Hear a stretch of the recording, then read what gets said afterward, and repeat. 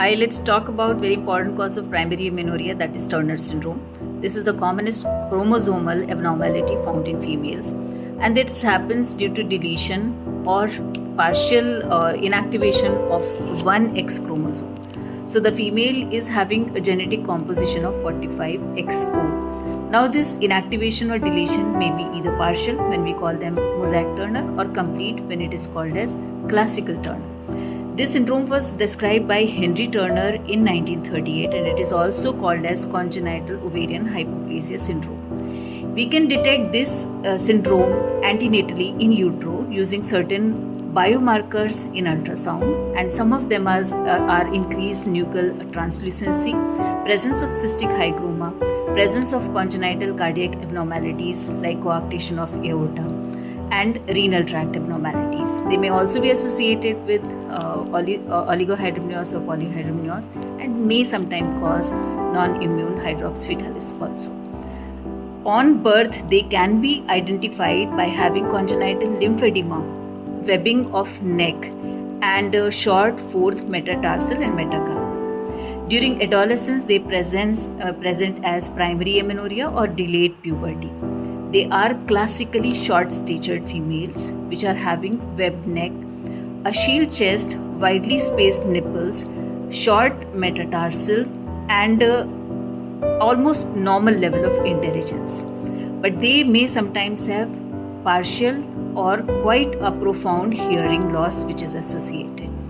So when they present to us as case of primary amenorrhea or delayed puberty, we evaluate them by 1. History, was it diagnosed earlier?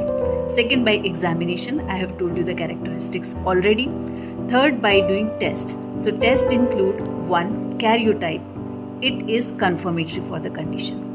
2nd, you ought to do echocardiography for assessing her heart.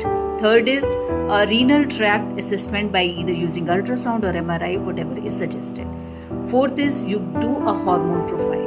So that includes estimating serum TSH levels because they may be having autoimmune thyroiditis sometimes.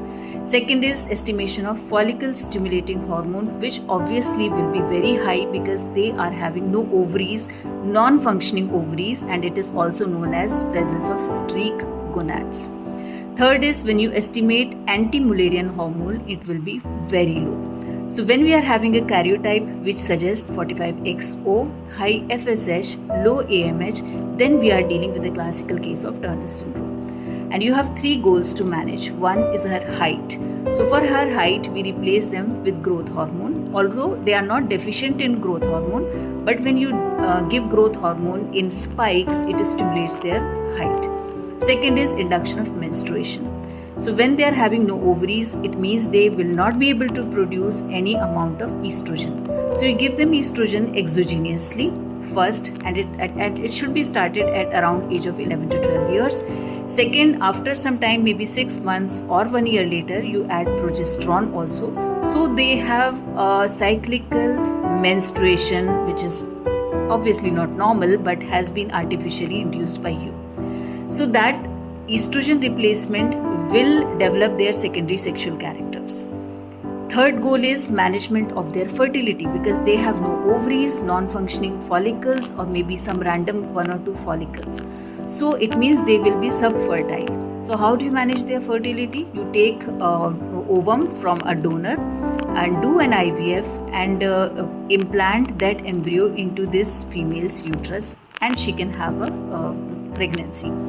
Things are not as easy as I have just told. It requires a multidisciplinary team approach. You have to involve endocrinologists, you have to involve cardiologists, you have to involve a nephrologist for their complete assessment and better management. So I'll be posting questions. Do answer them and get back to me in case of any queries.